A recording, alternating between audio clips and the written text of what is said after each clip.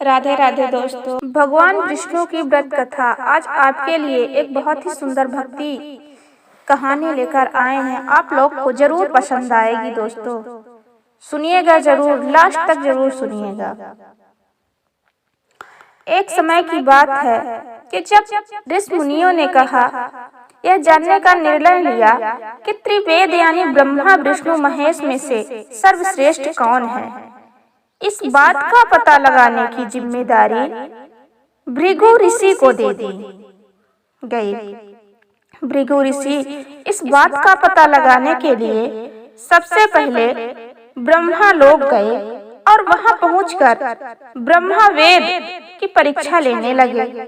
उन्होंने सीधे क्रोध में पूछा, आपने मुझे प्रणाम क्यों नहीं किया। यह सुनते ही ब्रह्मादेव को गुस्सा आ गया।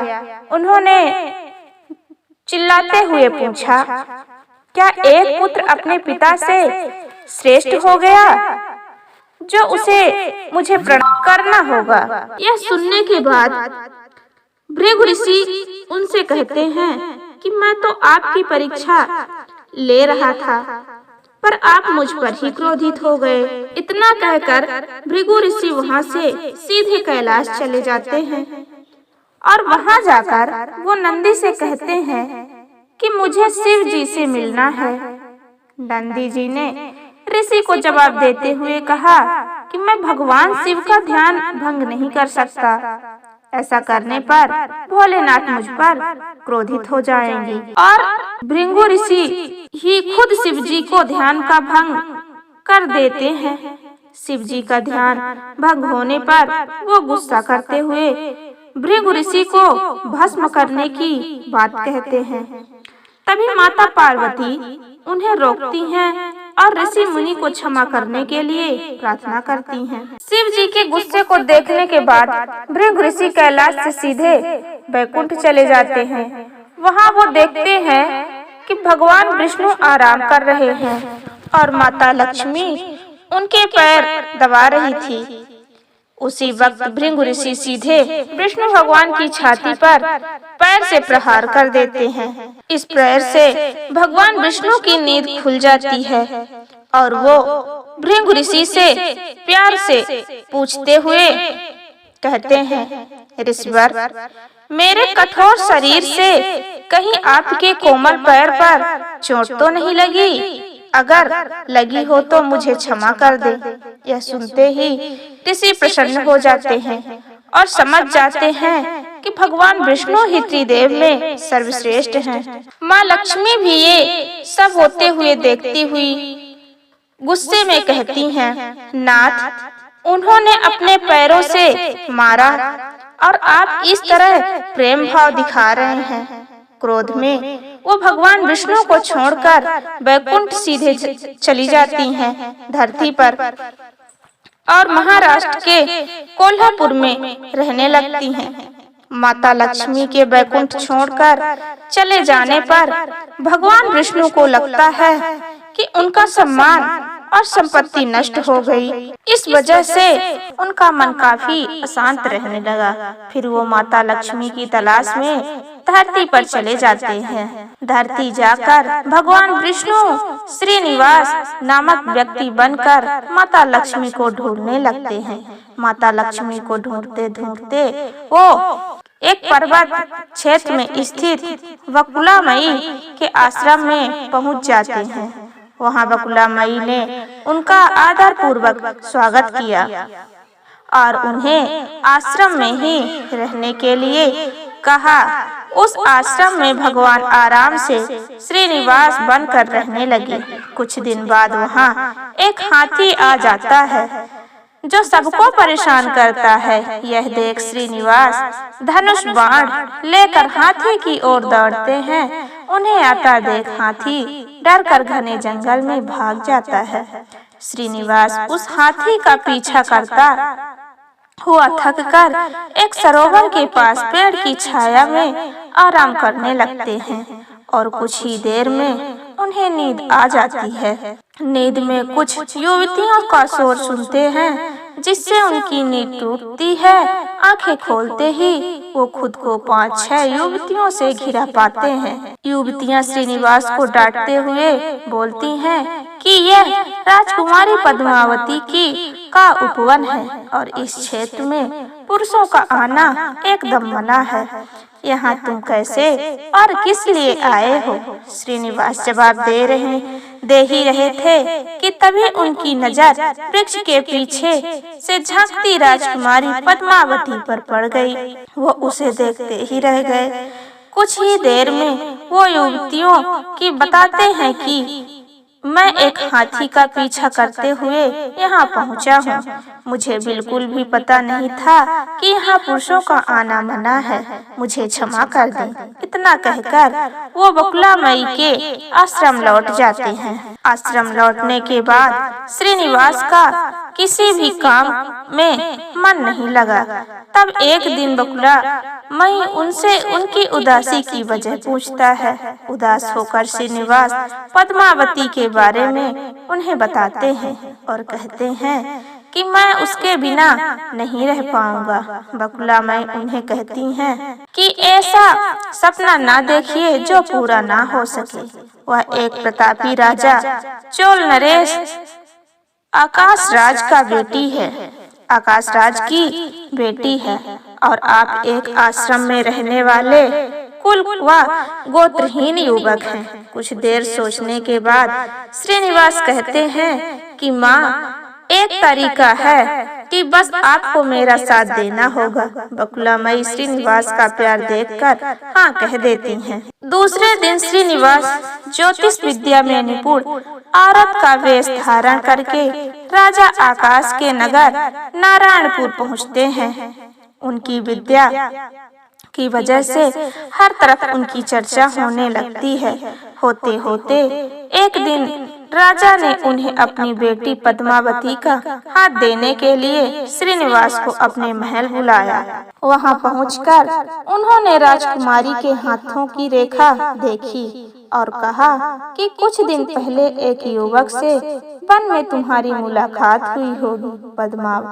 पद्मावती ने जवाब में कहा, हाँ कहा। महिला ने बने श्रीनिवास के कहा कि उसके युवक के साथ तुम्हारा विवाह होगा। श्रीनिवास ने कहा कि उसी युवक के साथ तुम्हारा विवाह होगा।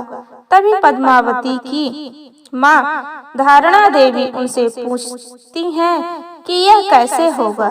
तब ज्योतिषी और औरत कहती हैं कि यह इसके भाग्य में लिखा है और ग्रह यह कहते हैं कि एक औरत उसके लिए आपकी बेटी का रिश्ता मांगने आएगी। 2 दिन बीतने के बाद बकुला मई एक तपस्विनी बनकर राजमहल में गई और अपने युवा पुत्र के लिए पद्मावती के रिश्ते की बात की।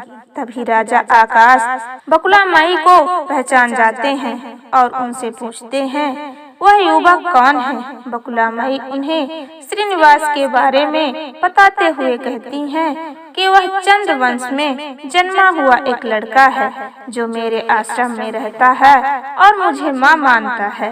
राजा उनकी बात सुनने के बाद बकुला मई से सोचने के लिए कुछ दिन मांगते हैं। फिर राजा ने अपने राजपुरोहित को बुलाकर इस बारे में चर्चा की।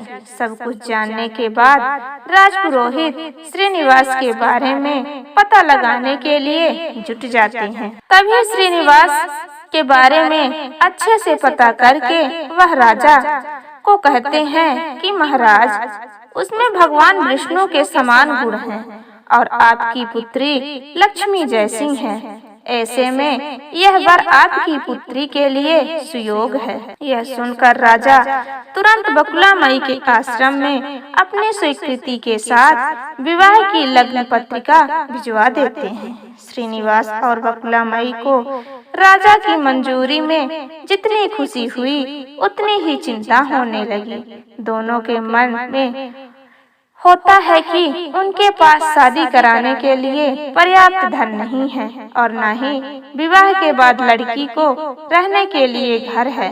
तब बकुला मई श्रीनिवास को लेकर 12 स्वामी के पास जाकर उन्हें श्रीनिवास के शादी में खर्च के लिए धन की कमी की समस्या के बारे में बताती हैं। तब वारा स्वामी 8 दिक्पाल का आवाहन करते हैं। तभी वहाँ ब्रह्मा, शंकर, इंद्र, कुबेर आदि देवता प्रकट हो जाते हैं।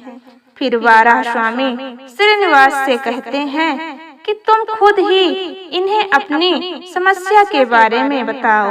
श्रीनिवास देवताओं से पूछते हैं कि मैं चोल नरेश राजा आकाश की पुत्री पद्मावती से शादी करना चाहता हूँ, पर मेरे पास शादी के लिए धन नहीं है। मुझे क्या करना चाहिए?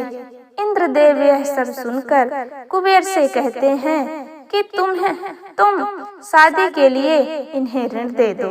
जवाब में कुबेर बोलते हैं कि मुझे ऋण देने में कोई परेशानी नहीं है, बस यह सुनिश्चित कर दीजिए कि मुझे धन वापस कब और किस तरह मिलेगा। तब श्रीनिवास ने कहा, आप चिंता ना कीजिए, कुबेर देव हैं, मैं कलयुग के अंत तक पूरा ऋण चुका दूंगा। फिर कुबेर ने देवताओं को साक्षी रखकर श्रीनिवास को ऋण दे दिया। उन पैसों से वह पद्मावती से बड़े धूमधाम के साथ शादी करते हैं। तभी उनकी शादी की सूचना लेकर नारद जी कोल्हापुर पहुंच जाते हैं और माँ लक्ष्मी को सारी बात बता देते हैं। जैसे ही माता लक्ष्मी को पता चलता है कि विष्णु जी ने श्रीनिवास बनकर पद्मावती से शादी करके वेंकटचल पर्वत पर रह रहे हैं, तो वह उदास हो जाती हैं। कुछ ही देर में वो सीधे विष्णु भगवान से मिलने के लिए उस पर्वत पर पहुंच जाती हैं। वहां वो देखती हैं कि पद्मावती बड़े प्यार से श्रीनिवास की सेवा कर रही है। माँ लक्ष्मी से रहा नहीं जाता और वो उन्हें भला बुरा कहने लगती हैं। आखिर में वो पद्मावती को बताती हैं कि श्रीनिवास नहीं बल्कि मेरे पति विष्णु हैं, तुमने इनसे कैसे विवाह कर लिया? फिर माता लक्ष्मी और पद्मावती के बीच बहुत देर तक वाद विवाद होने लगता है। यह सब देखकर श्रीनिवास को बहुत दुख हुआ और वो वहां से थोड़े पीछे हटकर एक पत्थर की मूर्ति बन जाते हैं। माता लक्ष्मी और पद्मावती दोनों यह देखकर बहुत परेशान हो जाती हैं और कहती हैं कि अब श्रीनिवास किसे के नहीं रहे।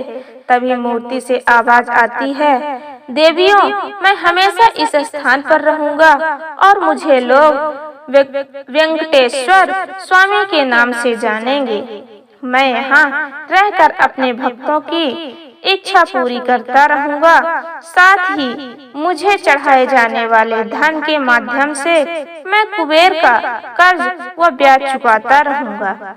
बस अब तुम दोनों झगड़ा करना बंद कर दो। इतना सुनने के बाद माता लक्ष्मी और पद्मावती उनसे क्षमा मांगती हैं। फिर माता लक्ष्मी कोल्हापुर जाकर महालक्ष्मी की मूर्ति और पद्मावती तिरुनाचुर में शिला विग्रह बन जाती हैं। यही कारण है तिरुपति विराजमान वेंकटेश्वर स्वामी के दर्शन के लिए भक्तों से चंदन, धूप, फूल और मिठाई नहीं बल्कि धन लिया जाता है। इस कहानी से दोस्तों हमें यह सीख मिलती है, भगवान विष्णु की कथा से 2 सीख मिलती है। पहली यह कि विनम्र भाव से व्यक्ति श्रेष्ठ कहलाता है। दूसरी यह कि क्रोध में आकर कोई फैसला नहीं कर लेना चाहिए, क्योंकि क्रोध में आकर बना हुआ काम भी बिगड़ जाता है।